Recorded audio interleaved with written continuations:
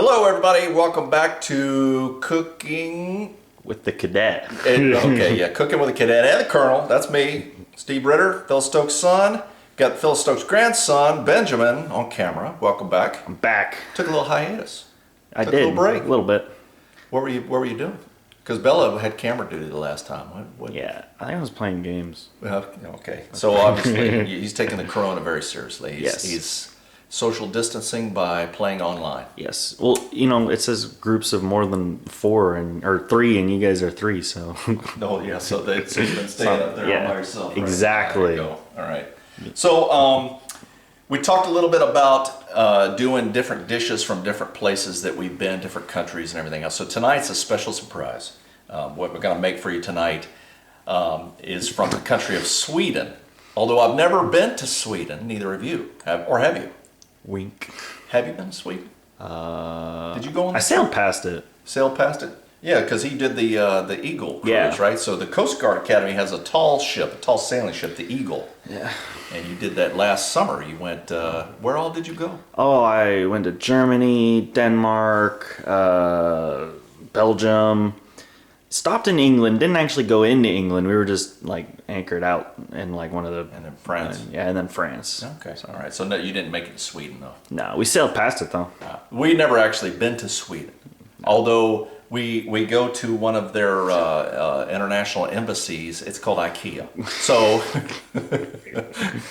So Ikea has something. If you've ever been to Ikea, if you've never eaten at Ikea, they have something there delicious. And apparently they've just released this now. It's all the rage on the interweb now about the this Ikea's meatballs, Swedish meatballs. So gonna make those tonight with the cream sauce. We're gonna have that over mashed potatoes. Those are from America though.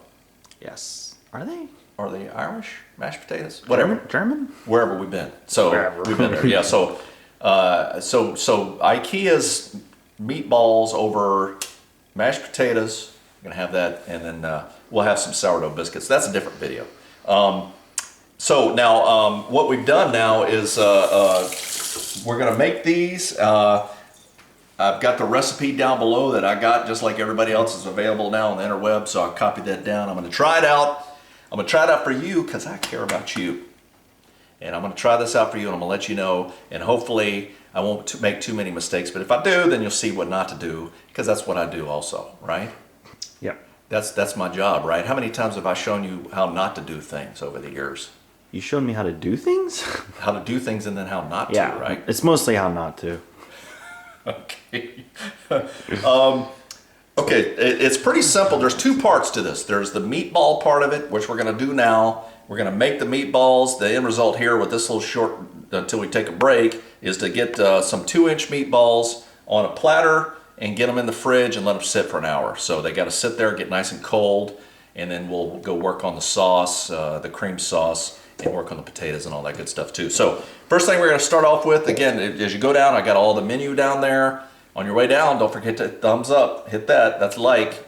I appreciate that. I would like it if you would do that. Is that not good? No. Well, like it, subscribe if you haven't already. But we appreciate you joining us. So we're going to start off with a pound of hamburger meat. Okay. And now I want, and then we're going to mix some ground pork. Now this container is 16 ounces, so I'm going to basically eyeball about half. So I'm looking for 8 ounces of ground pork. That's about half there. I'm going to put that in. And what I want to do is kind of mix these. I'm going to set that aside, and we'll have that for later somewhere. I'm going to just kind of mix this all in. You want to kind of break up the big pieces, kind of mix this in. Kind of get it all together, because you don't want one that's all pork and you don't want one that's all beef, right? Yes. A lot of people use your mama makes it's meatball. She makes meatloaf with ground pork now. Apparently that's a secret. It's a good meatloaf. So I'm sure some people have some thoughts on that. I'm just kind of getting this all mixed together. Now what you want, 1 medium onion chopped up fine. We're going to mix that in with it. Just like that. That's the way I go. I don't play around when it comes to food. Yeah. Onions and stuff. You know what I'm saying? I know what you're saying, yeah. And I've got 1 clove of garlic, and that's minced up fine as well. I'll put that in there. Boom. There you go. Love Get me that some in there. garlic. Yeah, you know, I think it's really smelling it.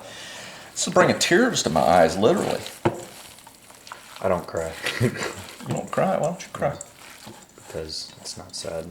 How can food be sad? It's Well, just, it's just good. It's the... It's, Or the I'm only thing so- I would ever cry is tears of joy. Yeah, that's what How I'm saying. good it is. That's what I'm saying. So, there's a lot of onion here. Huh? That's a medium good. onion, but that chopped up, that's a lot. Yeah, onion's good. And meat makes it nice and tasty. Now I've got 1 egg, lightly whisked. So 1 large egg, that goes in. Mix that in. 1 egg. That's gonna kind of help it hold its shape, won't it? So we do this a lot when we make hamburgers sometimes. So, and then I've got, what's this? Breadcrumbs. Half a cup of breadcrumbs. Yes. Just plain breadcrumbs. It goes in there. We'll mix all that together. How do you make breadcrumbs? Do you just like make bread and then just sweep everything up that you didn't eat? You mean like the floor? Well, no, like you know, Bakery? like left over on your plate. You know. Well, You know when you like cut bread and everything left over, it's all the crumb. Is that how they I make think bread? probably it's like dried, really dry bread. Like it's they bake it so that it's really dry and easy to, and then they just run it through a wood chipper. It's possible. And it would just A food powder. chipper? Oh, it's powdered, right? Powdered. I guess like a giant food processor, or you could park one of those wood chippers up. That's one thing that I want you to give me for Christmas one year is a wood chipper. Wood chipper. All I'm right. just thinking of all the wonderful things you can do with that. You know? Like what? Like chop wood and chip wood? What That, else? or, you know, but then I would experiment. I'm like, what would a watermelon do when you pitch it in there? You know what I'm saying? Okay, so I got that all mixed in there pretty good. Now I'm gonna go with, what's this, half a teaspoon of black pepper. Yes. Now I'm gonna follow this recipe exactly. If you wanna ease off the pepper, that's your prerogative. And then I've got, what, a teaspoon of salt? Yes. A teaspoon of kosher salt going in. Ooh. You might want to ease off the pepper if you're really sensitive to pepper. I'm trying to follow the recipe as close as I can because really this is an experiment to see if they taste the same. Now you can go there to Ikea and get those meatballs. They're about $6 for a plate, something like that. So that charges and fuels you up to put the furniture together wrong later, right? Yes. I don't know. I don't think I've ever like bought something from IKEA. Well, that's because you're poor and you're a kid and you got no money. I got monies. I just have furniture in my room already. You just haven't had to buy anything because you're just a I'm dumb in the kid. lap of the government. You are. All right, the last thing is 1/3 of a cup of milk, of whole milk. Got this this cow's, I don't know, I don't like the way he's looking at that kid. He's gonna eat Do them. cows eat kids? It's possible. No, so going for 1/3 of a cup of milk. Whoop, there we go. That goes in. Mix it all together. Exactly to the recipe. Yep.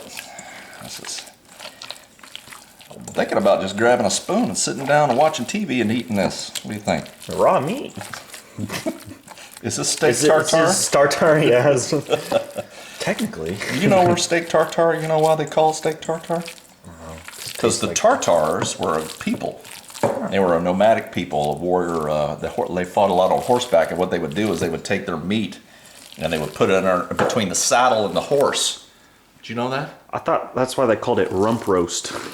No, they would put rump roast is from the rump of the cow. No, they would take so right now this meat's all like squishy and everything. That's why we're going to put it in the fridge to get it to harden up so that when we go in and brown it, it'll turn out right. So that's all mixed together good now. I'm going to bring over my. No, they would put the meat between the saddle and the horse, and they'd ride all day, and then by the time they got there, it was all tenderized and I guess good. No friction maybe or seasoned. I don't know. I guess it probably tastes a lot like horse, but that was steak tartare. Of course, I've had that in Paris now, and it's much better than that. So all right, so what we want to do now is make about 2-inch balls. Probably go a little bigger than that. So what we want to make, we'll see how many that makes. Does that look like 2-inch balls? No, I can't see it between your hands. 1, 2? About 2. About right. So between the knuckle and the end of my thumb here is about 1 inch. That's a good rule of thumb there. See what I did there? You see what I did? What? See what I did? A rule of Thumb. Well, it doesn't work for everyone's thumb. clever. Though. Maybe not. Well, if you got little. Well, you can, if you like enable, like maybe if it's full screen, it'll be like actual size, and you can compare it while you're watching. Oh, maybe. Yeah, maybe. If you got little kid hands, I guess. Circus carny hands. All right. We're just gonna make these little meatball rule of thumb. I thought that was pretty clever, and I don't think that you laughed nearly as much as you should have right there. This is a sensible chuckle.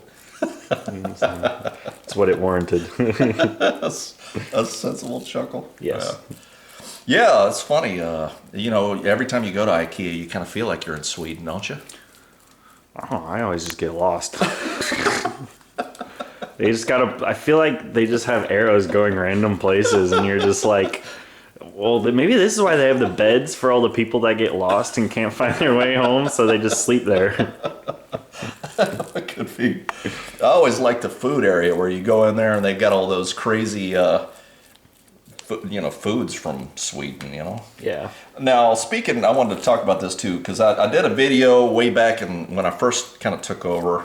Back in early February, I did a video. Some people asked about Mom and has she ever made any mistakes, and I mentioned about her Swedish meatballs. I guess these are from Ikea, so they're Swedish, but there's no dill in these. So I guess they're technically they are Swedish meatballs because they're Ikea, and Ikea's from Sweden, right? Yes. Anyway, no, it reminded me of Mom's dill balls that we that was probably the worst thing she's ever made, and we had those that night, and we sat down, and she was all excited, and so that was the thing about my mom is she would always try new things, and I appreciated that. And this was an utter failure, though. I mean, we were all like, "Oh, ooh," and she was even trying to muck it down. Please eat it. It wasn't working, and we set it out for the dog. The dog wouldn't even eat them. They were What's that a bad. dill ball? It's like a Swedish meatball, but it just had dill in it. Packed with dill. Yeah, I guess. I don't know. I remember one time, I think I was making ramen, and for some reason, I don't know, I was like 8 years old, but I like just accidentally dumped like half the thing of dill into my ramen noodles. It wasn't very good. Kind of spacing these out here. That's the last one. So that's making, how many is that? Give me some quick math. Quick maths.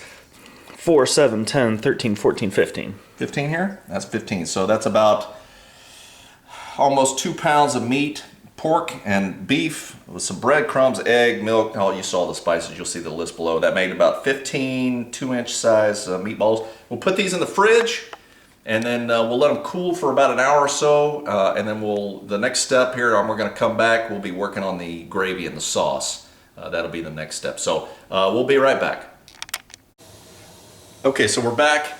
The meatballs are in the refrigerator. They probably got another half hour or so to go for the 1 hour. So in the meantime, we're going to go ahead and start on our cream sauce. Okay, so what we're going to do is I've got 5 tablespoons of unsalted butter. I went ahead and melted it. I got it on a little bit of heat here, and I'm going to make a roux. So I've got 1/3 of a cup of all-purpose flour, and we're going to just kind of put this in, stirring it. We're going to make a roux. So What's that roux? what is a roux? Like a kangaroo? No, it's a Roux the day? It's a French term. It's basically a base for gravy. It's what it is. So it's flour mixed with some sort of fat, like a butter. Like in this case, it's butter. Leave it to the French to put 2 vowels in front of an X. So we've got the butter mixed in there. Oh, that smells good. Now you don't, just stir it. You got it all dissolved. There we go. Kind of let it go for a couple of, we'll kind of keep stirring it here for a couple of minutes. Whew. Can you smell that butter, Ben? Yep, I smell it.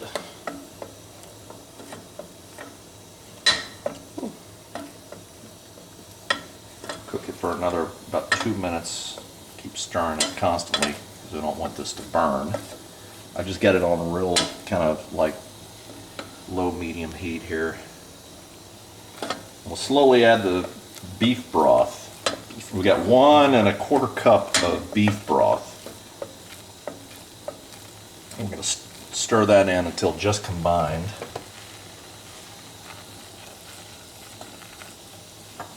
Okay. That's about 2 minutes, so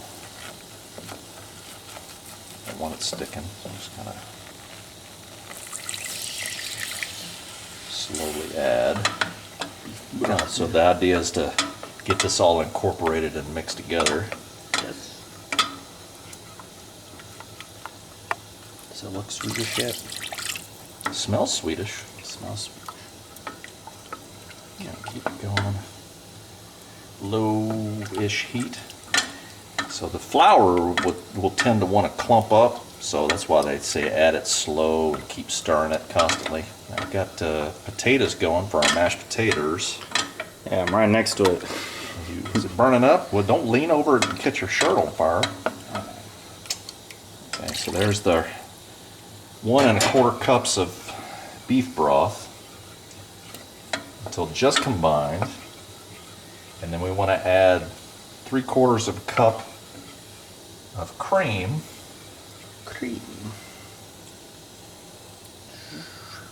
Heavy cream. Oh, this is heavy whipping cream. Yeah, that's right. Which is delish. And we want to add 2 teaspoons of soy sauce. That's going in. Whoop. Almost lost the cup there. Stir that in good. And then, I don't know if this is the secret ingredient or what, it seems odd, but this is 1 teaspoon of Dijon mustard. This Grey Poupon Dijon mustard. So the Swedes apparently are using French stuff. I think there's enough vowels in poupon. Let's start that in. Try to get all that goodness out of there. Ooh, look at that.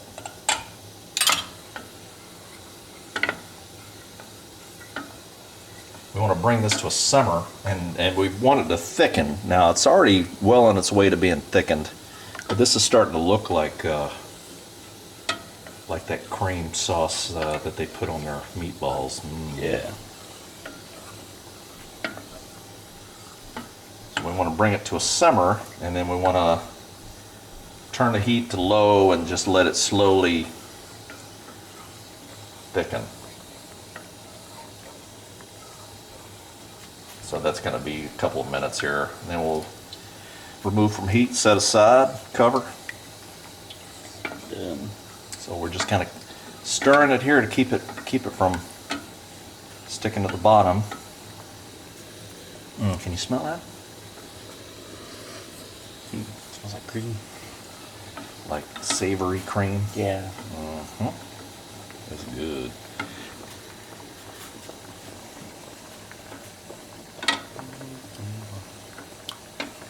Sweden.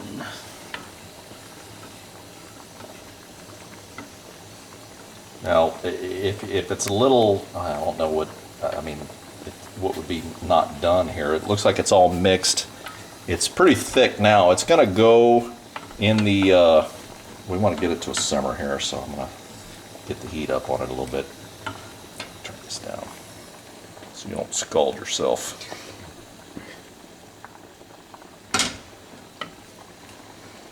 That's the whole idea, is to get this sauce thick. So we'll thicken this up, and then we're going to cover it and set it aside, and then we're going to have to brown up our meatballs. That'll be the next step. And then those are all go together, and they'll go in the oven to cook together. Cook together. So, and that'll thicken it up. So this is starting to test here. Yeah, it's starting to warm up.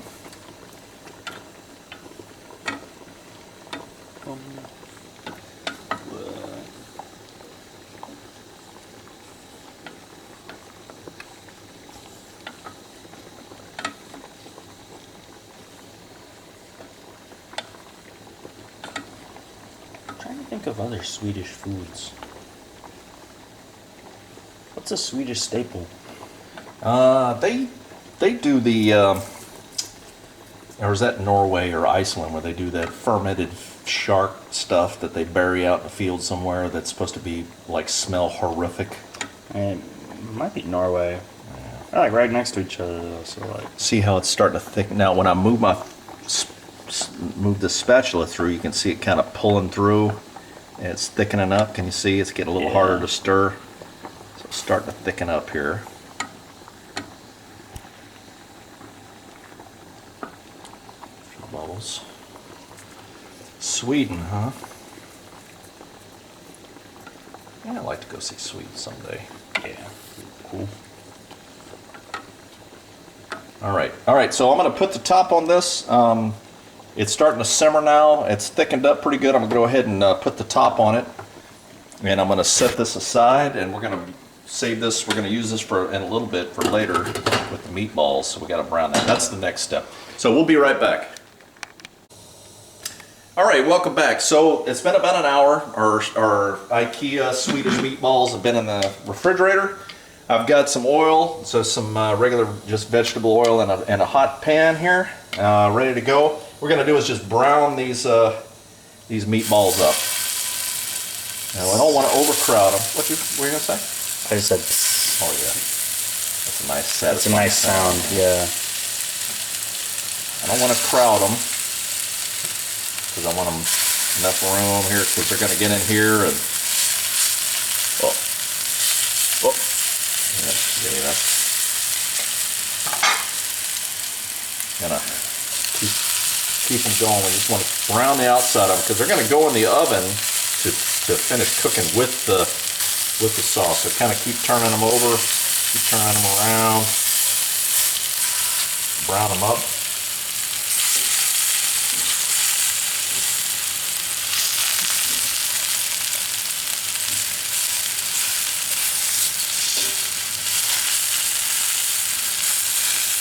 And how many is that? 7? 7. Brown these up, and then once we get them all browned up, we're gonna put them on the because we just basically want to sear the outside, lock in that goodness, and then when they go in with the sauce in the oven, it'll finish cooking the insides. So the trick is, how do you get the edges here? You can kind of lean them up against the pan like that. Yeah. That's one way.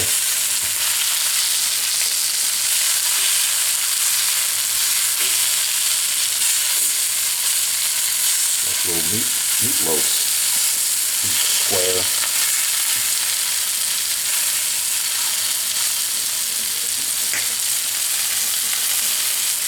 You ever wonder why Wendy's doesn't have square buns?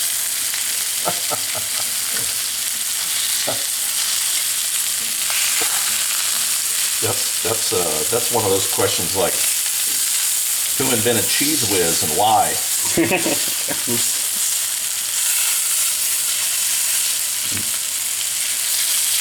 Do mailmen deliver their own mail, or is there just like an endless ring of mailmen delivering each other's mail?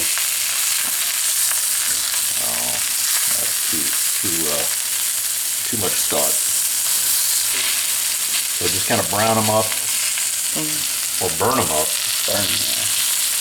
Try to get all the outside. And again, it's going to cook again later in the pan. So you're not looking to cook the whole inside. You're just looking to kind of sear the outside here.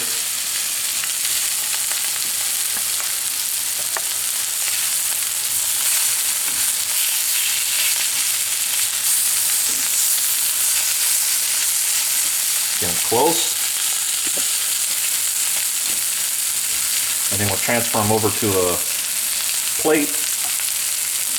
Set them aside. We'll brown up the rest of these, and they'll go in the oven. We'll talk about that here in a second. So we'll be right back.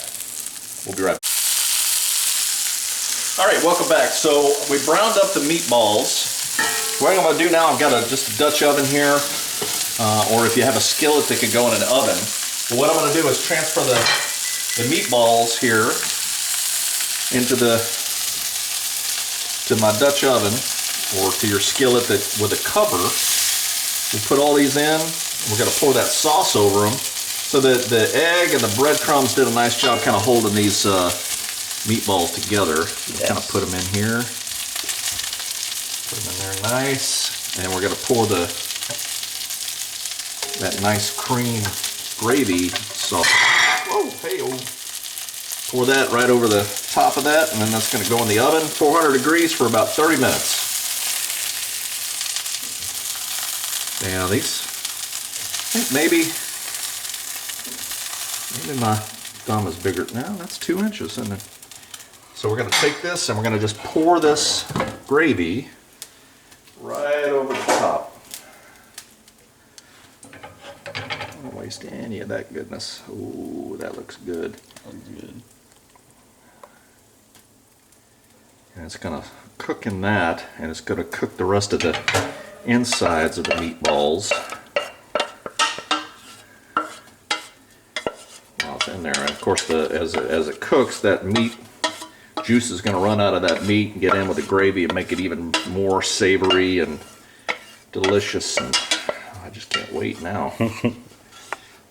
Can't wait to go to Sweden here and try our meatballs.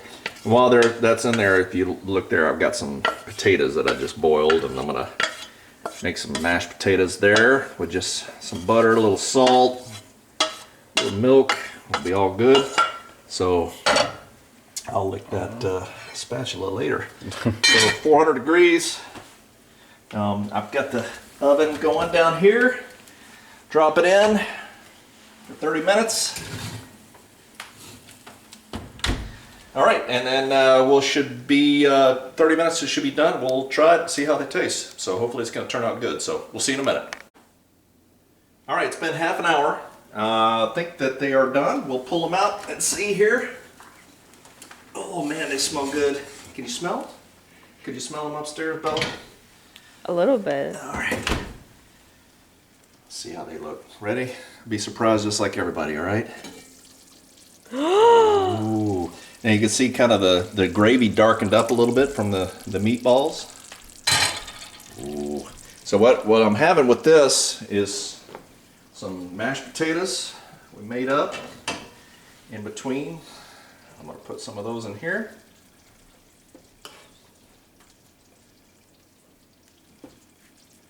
And then I've got, spoon some of this out with the gravy. Meatball. A little bit of the gravy.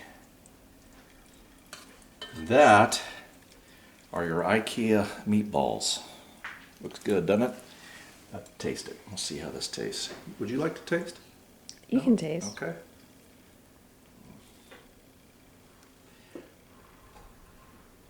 Nervous? Very.